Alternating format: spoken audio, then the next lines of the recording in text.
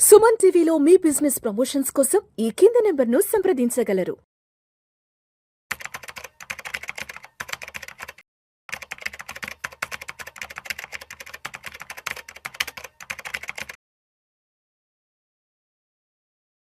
నమస్తే మాధవరెడ్డి గారు. నమస్తే అండి. మాధవరెడ్డి గారు, welcome to Suman TV, welcome to Vishnu talks. Madhavareddy గారు, ఒక్కసారి ఈ వీకెండ్ మార్కెట్ క్లోజింగ్ ఎక్కడో చూద్దాం. నిన్నటి శుక్రవారం మార్కెట్ పరిస్థితి చూద్దాము. సెన్సెక్స్ విషయానికి వస్తే 231 పాయింట్ల లాభంతో 75,415 వద్ద క్లోజ్ అయింది. నిఫ్టీ విషయానికి వస్తే 64 పాయింట్ల లాభంతో 23,719 వద్ద క్లోజ్ అయింది. బ్యాంక్ నిఫ్టీ విషయానికి వస్తే 615 పాయింట్ల లాభంతో 54,055 వద్ద క్లోజ్ అయింది. సో మాధవరెడ్డి గారు, మార్కెట్ల కండిషన్ ఏంటో అర్థం కావట్లేదు. రోజు అంటే నిన్న ఒక శుక్రవారం ఏదో స్లైట్లీగా కొంత పాజిటివ్ వచ్చింది, కానీ బట్ ఓవరాల్గా మార్కెట్ పర్స్పెక్టివ్ అనేది ఎక్కడా కూడా అంత హెల్దీ కండిషన్లో లేదు. సో మీరు ప్రతిరోజు చాలా మంది క్లయింట్స్తో ఇంటరాక్ట్ అవుతుంటారు కాబట్టి ఒక్కసారి అసలు మార్కెట్ల గురించి క్లయింట్స్ వైపు నుంచి ఉన్న వాళ్ళ యొక్క పర్సెప్షన్ ఎలా ఉంది, వాళ్ళ యొక్క ఆలోచన విధానం ఎలా ఉంది అసలు మార్కెట్ల గురించి? సో ఇప్పుడు వాళ్ళందరూ కూడా అంటే ఒకవైపు ఒక టైంలో ఇప్పుడు let's say we start with టారిఫ్స్తో స్టార్ట్ అయితే సరే మళ్ళీ మనం ఏదో ఒక డీల్ చేసుకోబోతున్నాము, అలానే ఈ వార్ వస్తుంది, వార్ కొంచెం రోజులు అయిన తర్వాత ఆగిపోతుంది, మళ్ళీ థింగ్స్ అన్నీ నార్మల్ అవుతాయి అనే ఒక హోప్ లాగా కొంచెం కనీసం చెప్పేవాళ్ళు అండి. ఇప్పుడు క్లయింట్సే వాళ్ళు మనకన్నా ఎక్కువ అర్థం చేసుకుంటున్నారు. ఇది మాత్రం నార్మల్ కాదు ఏదైతే జరుగుతుందో, ఎస్పెషల్లీ ఇండియాలో ఏదైతే జరుగుతుందో. ఎందుకంటే they are comparing with other markets also, they are comparing with other global markets. War impact మరి జపాన్కి లేదా? వార్ ఇంపాక్ట్లో యుఎస్ కూడా ఎంత బాగా పెర్ఫామ్ చేస్తుంది. ఇంత వార్ ఇంపాక్ట్లో కూడా కొరియన్ మార్కెట్స్ కానీ, లేకపోతే మనకి జపాన్ మార్కెట్స్ కానీ, తైవాన్ మార్కెట్స్ కానీ, అదర్ ఏషియన్ మార్కెట్స్, ఆ తర్వాత మనకి యుఎస్ మార్కెట్స్ అన్నీ కూడా అంటే వాళ్ళకి లేని వార్ ఇంపాక్ట్ మనకెందుకు ఇంతుంది? మనం ఇంకా -5-6% ఉన్నాం. So how can we make them understand ఏం జరుగుతుంది ఇండియాలోనే, especially why worst performing market in the world, why worst performing currency against dollar. ఎందుకు ఇట్లా మనకే ఇట్లా అనేటప్పటికి we don't have such kind of hopes to create for the క్లయింట్స్కి. వాళ్ళకి ఎలా నచ్చ చెప్పాలి, వాళ్ళకి ఎలా అర్థం చేసుకున్నట్లు చెప్పాలి, ట్రేడ్ డెఫిసిట్ గురించే చెప్పాలా, ఫిజికల్ డెఫిసిట్ గురించే చెప్పాలా, సో అసలు మనకి కరెంట్ అకౌంట్ డెఫిసిట్ గురించే మాట్లాడాలా, ఎక్కడ మనం మాట్లాడాలనుకున్నా అక్కడ ఒక నెగిటివ్ అనేది, హోప్ అనేది తక్కువగా కనిపిస్తుందండి. సో ఓవరాల్గా ఈ వీక్ చూసుకున్నట్లయితే జస్ట్ మీరు అన్నట్టుగా అంటే గ్లోబల్ మార్కెట్స్ పాజిటివ్గా ఉండడం, మనకి ఫ్రైడే ఆ మాత్రం పాజిటివిటీనే కనిపించింది.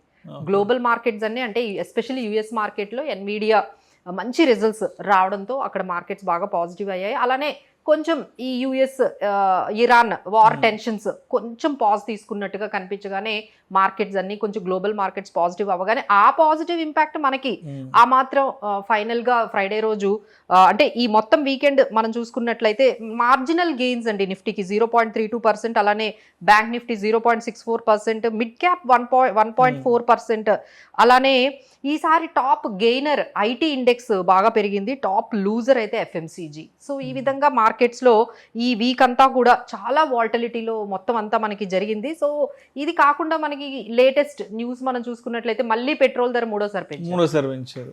సో మనం ఏమని మార్కెట్ గురించి లేకపోతే ఏమని క్లయింట్కి మనము వాళ్ళకి థింగ్స్ ఆర్ ఆల్ రైట్ అని ఎలా చెప్పగలుగుతాం? ఎందుకంటే ఎవ్రీడే ఇంకా వాళ్ళే మాకు చెప్తున్నారు, madam it is just beginning లా ఉంది మేడం, వీళ్ళేమో 4-5 రూపాయలు తాగేటట్టుగా లేరు, మేబీ ఇంకా ఎక్కువ పెంచొచ్చేమో, ఇంకా పెట్రోల్ ధరలు పెంచొచ్చేమో. సో ఈ విధంగా వాళ్ళ కన్సర్న్స్ అయితే మనకు కనిపిస్తున్నాయి, అది కూడా మనం చూసాము. సో దీని కాకుండా గవర్నమెంట్ ఏం చెప్తుందంటే మేము ఎక్కువగా పెంచట్లేదు మిగతా కంట్రీస్తో కంపేర్ చేసుకుంటే, కానీ స్టేట్స్ ఏవైతే ఉన్నాయో వాళ్ళు హైయెస్ట్ వ్యాట్. కొన్ని స్టేట్స్లో మీరు చూసుకుంటే 114, అంటే ఎస్పెషల్లీ మన తెలుగు రాష్ట్రాల్లో మిగతా స్టేట్స్తో కంపేర్ చేసుకుంటే పెట్రోల్ చాలా ఎక్కువగా ఇక్కడ గట్టిగా లాగేస్తుంది గవర్నమెంట్ కూడా, హైయెస్ట్ వ్యాట్. స్టేట్ గవర్నమెంట్స్ ఎక్కువ వ్యాట్ అసలు తగ్గించడం లేదు, వాళ్ళు ఉపశమనం తగ్గించాలని ఇవ్వడం లేదు. సో సెంట్రల్ గవర్నమెంట్ ఏమో ఆ విధంగా వాళ్ళు చెప్తూ ఉన్నారు, ఇదంతా స్టేట్స్ ఎక్కువగా వ్యాట్ ఉండడం వల్ల మీకు ఎక్కువగా పెట్రోల్ ధర కనిపిస్తూ ఉందని చెప్తున్నారు.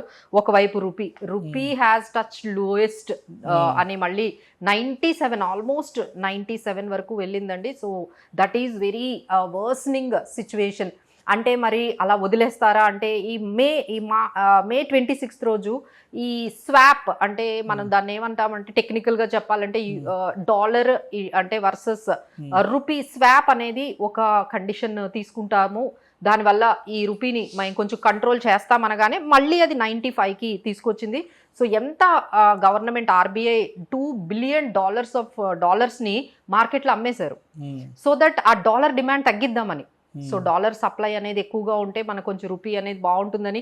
So RBI is taking all the అంటే ఏవైతే తీసుకోవాలా చర్యలు తీసుకుంటున్నారు, కానీ ఆ ఫ్రీ ఫాల్ని ఎందుకు ఆపలేకపోతున్నారంటే ఎందుకంటే క్రూడ్ ఆయిల్ ప్రైస్ ఇంటర్నేషనల్గా $110, $112 ఇట్లా పెరిగిపోతూ ఉన్నాయి. ఇప్పటికి కూడా అలానే ఉందండి. వాళ్ళేమో స్ట్రేట్ ఆఫ్ హార్మోజ్ ఓపెన్ చేయమంటున్నారు, వాళ్ళు ఓపెన్ చేయట్లేదు. వీళ్ళేమో యురేనియం ఎన్రిచ్మెంట్ మేము వదులుకోము అని ఇరాన్ నిలబడింది, వీళ్ళేమో యుఎస్ వాళ్ళేమో మీరు ఖచ్చితంగా హార్మోజ్ ఓపెన్ చేయాలని వీళ్ళు కూర్చున్నారు. సో అక్కడైతే డెడ్ లాక్ కంప్లీట్గా, అక్కడ ఎటువంటి నెగోషియేషన్స్ ముందుకు వెళ్ళట్లేదు, ఆ హార్మోజ్ అనేది ఓపెన్ అవ్వట్లేదు. సో ఈ విధంగా చాలా అయితే మనకి ఇంపాక్ట్ కనిపిస్తుంది. సో ఫస్ట్ ఇమ్మీడియట్గా మనం మాట్లాడుకోవాలంటే ఈ పెట్రోల్ ఇవి పెంచుతూ ఉన్నారు.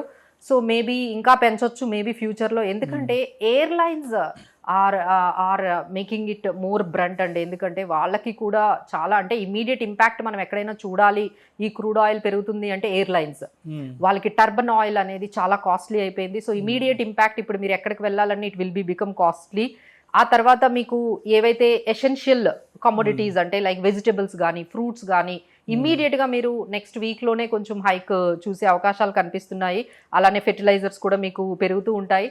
మనం ఎప్పుడైతే ఈ ఓలా ఊబర్ ఇవన్నీ బుక్ చేసుకుంటాం కదండి, అవన్నీ కూడా కాస్ట్లీ అవబోతున్నాయి, ఎందుకంటే పెట్రోల్ పెరిగింది కదా. పెట్రోల్ పెరగగానే మీకు ఏమవుతాయి, ఇవన్నీ కూడా మనకి కాస్ట్లీ అయిపోతాయి. అలానే క్విక్ కామర్స్ ఏవైతే యాప్స్ ద్వారా మనం మార్నింగ్ లెగిస్తే ఈ మధ్య బాగా అలవాటు చేసుకున్నాం కదండి, బ్లింకిట్లు, జొమాటోలు, ఇవన్నీ కూడా అమెజాన్, అవన్నీ కూడా మనకి కాస్ట్లీ అయ్యి అంటే ఈ క్విక్ కామర్స్ ఏవైతే మనం బుక్ చేస్తున్నాం అవి కూడా. సో ఇమ్మీడియట్ ఇంపాక్ట్ అయితే మీకు చాలా త్వరలోనే కనిపించబోతుంది. So this is somewhat we are facing a different crisis like never before. And అదేవిధంగా Reserve Bank of India dividend amount కూడా ఇండియన్ గవర్నమెంట్ కి ఇచ్చింది కదా. అవునండి, that is a very good relief to some extent. అంటే RBI every year వాళ్ళ దగ్గర ఏవైతే సర్ప్లస్ ఉంటుందో అది గవర్నమెంట్ కి ఇస్తూ ఉంటుంది. సో ఈసారి వాళ్ళు డిక్లేర్ చేసింది ఏంటంటే అంటే ఎక్స్పెక్ట్ చేసింది 3 ట్రిలియన్ ఇవ్వాలి అని, వాళ్ళు 2.87 ట్రిలియన్ గవర్నమెంట్కి ఈ మనీ అనేది ఈ సర్ప్లస్ అనేది డివిడెండ్ రూపంలో గవర్నమెంట్కి ఇవ్వబోతుంది. ఇట్ ఈస్ డెఫినెట్లీ ఫిజికల్ డెఫిసిట్ని తగ్గించే కొంచెం స్ట్రెస్ని తగ్గించే అంశంగానే మనకు కనిపిస్తుందండి. That is a very good news. మన ఇండియన్ ఎకానమీకి కొంచెం గవర్నమెంట్కి కొంచెం రిలీఫ్. అండ్ Q4 రిజల్ట్స్ కూడా బాగా పాజిటివ్గానే ఉన్నాయి. తర్వాత ఎల్ఐసి కూడా కొంచెం మంచి మొమెంటంలో ఉంది కదా. చాలా రోజుల తర్వాత ఎల్ఐసి చాలా మంచి రిజల్ట్స్ని పోస్ట్ చేసిందండి. వాళ్ళ బోనస్ ఇష్యూని కూడా బోనస్ని కూడా ప్రకటించారు. అలానే డివిడెండ్ 10 రూపీస్ డివిడెండ్ని కూడా ఇచ్చారు. So LIC, Nykaa, max health care, page industries, తర్వాత ప్రెస్టీజ్, ఆ తర్వాత మనకి JSW సిమెంట్, RCF, ఇలా మంచి రిజల్ట్స్ కొన్ని కంపెనీస్ అనేవి మనకు కనిపించాయి. అలానే అప్కమింగ్ కూడా నెక్స్ట్ ఫ్యూ డేస్లో మనం చూసుకుంటే NBCC, JK cement, Ipca labs, Avanti feeds, Deepak nitrate fertilisers, ఇవన్నీ కూడా మనకి ఏషియన్ పెయింట్స్, ఇవన్నీ కూడా నెక్స్ట్ బిగ్గెస్ట్ కంపెనీస్ అన్నీ కూడా కార్పొరేట్ ఎర్నింగ్స్ రాబోతున్నాయండి. సో నా ఓవరాల్గా మార్కెట్ ఏంటంటే ఎలా ఉంది అంటే నిఫ్టీని మనం ఎక్కువగా చూడకుండా స్టాక్ స్పెసిఫిక్గా ఏ స్టాక్స్ ఏ సెక్టార్స్ కొంచెం మూమెంట్ ఉందో దాని మీదే కొంచెం మనము కాన్సన్ట్రేట్ చేస్తే బాగుంటుందండి. సో మాధవరెడ్డి గారు, ఏంటి జూన్ 5వ తారీఖున ఆర్బీఐ మానిటరీ పాలసీ ఉంది కాబట్టి ఏంటంటే మార్కెట్లకి ఇది ఏమన్నా కొంచెం ఊపందుకునే దానికి ఏదైనా అవకాశం ఉంటుంది ఆ రోజు జూన్ 5th నాడు ఏదైనా? సో ఈ రోజు అంటే ఈసారి వాళ్ళు ఏదైతే జూన్ 6th రోజు ఆర్బీఐ మానిటరీ పాలసీ తెచ్చుకుంటున్నారో దానికి మార్కెట్కి చాలా ఇంపార్టెన్స్ అనేది ఉందండి. ఎందుకంటే now India is completely financial క్రైసిస్లో ఉంది అని చెప్పడంలో మనం ఏమాత్రం సందేహం పడక్కర్లేదు. ఎందుకంటే ట్రేడ్ డెఫిసిట్ ఒకవైపు నడుస్తుంది, అంటే మనకి ఇంపోర్ట్స్ ఎక్కువగా ఉన్నాయి, ఎక్స్పోర్ట్స్ తగ్గిపోతున్నాయి. ఒకవైపు ఏంటంటే మనకి ఫిజికల్ డెఫిసిట్ ఉంది, అంటే గవర్నమెంట్కి ఇన్కమ్ తక్కువ అవుతుంది, ఎక్స్పెండిచర్ అనేది పెరుగుతుంది. సో ఈ విధంగా FIIs కూడా వెళ్ళిపోతూ ఉన్నారు, రూపీ మీద ప్రెషర్ బాగా పడుతోంది, ఒకవైపు ఇన్ఫ్లేషన్ పెరుగుతుంది, గ్రోత్ తగ్గుతుంది. సో ఇప్పుడు వాళ్ళు ఇచ్చే కమెంటరీ ఏ విధంగా ఉండబోతోంది అనే దాని మీదే మొత్తం మార్కెట్స్ అన్ని కూడా వాళ్ళు ఏ విధంగా హ్యాండిల్ చేయాలి, అంటే రూపీని ఒకవైపు కట్టడి చేసుకోవాలి, దాన్ని అంటే ఇంకా ఫర్దర్గా 100 అనేది టచ్ అవనీయకూడదు కదండి. సో అంతే కదా. So they are trying at least they can make it to at 96 ఇంతవరకే ఉంచాలి. దాన్ని ఎట్లా అయినా దాన్ని కంట్రోల్ చేయాలి. We should not keep it to దాని ముందుకు పోనివ్వకూడదు. అది 100 రూపీస్ వెళ్ళనేయకుండా వాళ్ళు ఏం చర్యలు తీసుకోబోతున్నారు, దాన్ని ఏ విధంగా కంట్రోల్ చేయబోతున్నారు. సో ఈ కమెంటరీ ఇంకోటి మనందరం ఎక్స్పెక్ట్ చేసేది ఏంటంటే ఇన్ఫ్లేషన్ అనేది పెరుగుతుంది, డెఫినెట్గా పెరుగుతుంది. ఎందుకంటే పెట్రోల్ ప్రైజులు పెరిగాయి కాబట్టి మీకు ట్రాన్స్పోర్ట్ కాస్ట్, ఎయిర్లైన్స్ కాస్ట్, మీకు రెగ్యులర్ కమోడిటీస్ ఇవన్నీ పెట్రోల్ కాస్ట్, డీజిల్ కాస్ట్ ఇవన్నీ మనకి పెరిగాయి కాబట్టి డెఫినెట్లీ ఇన్ఫ్లేషన్ అనేది మనకు పెరుగుతుంది. బట్ స్టిల్ వాళ్ళు ఇంత తొందరగా ఇంట్రెస్ట్ రేట్స్ పెంచుతారు అని అనుకోవడం లేదండి. సో మేబీ ఇంకొక 1 క్వార్టర్ చూడబోతారేమో అనిపిస్తుంది.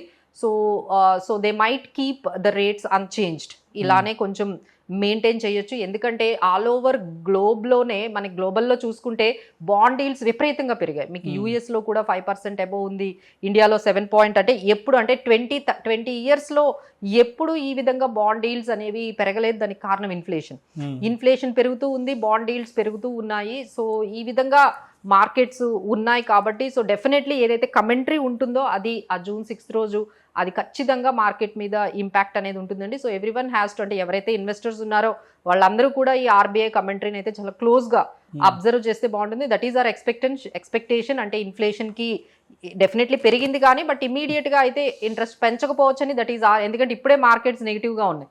ఇంక ఇంట్రెస్ట్ రేట్స్ పెంచారనుకోండి that will give more burden, మన ఈఎంఐస్ ఇంకా పెరుగుతాయి. ఇప్పుడే ఇన్ఫ్లేషన్తో మనము కష్టపడుతున్నాం కాబట్టి వాళ్ళు ఈఎంఐస్ పెంచే ఈ పర్టికులర్ ఇంట్రెస్ట్ రేట్స్ని అయితే ఇమీడియట్గా పెంచారని ఎక్స్పెక్ట్ చేద్దాం. So let's hope. Right. So అయితే ఇప్పుడు నెక్స్ట్ మండే నుంచి నెక్స్ట్ వీక్ నుంచి మార్కెట్స్ ఏదన్నా పాజిటివ్ ర్యాలీలో రావడానికి ఉన్న బెస్ట్ పాసిబిలిటీస్ ఏ ఉన్నాయి, నెక్స్ట్ వీక్ కూడా నెగటివ్లో వెళ్ళడానికి ఉన్న ద హైయెస్ట్ పాసిబిలిటీస్ ఏ ఉన్నాయి? సో ఒక్కటి క్రూడ్ అండి. ఇట్స్ ఆల్ అంటే మన ఎస్పెషలీ మన మార్కెట్స్ అయితే ఇండియన్ మార్కెట్స్ అయితే closely observing the crude oil prices.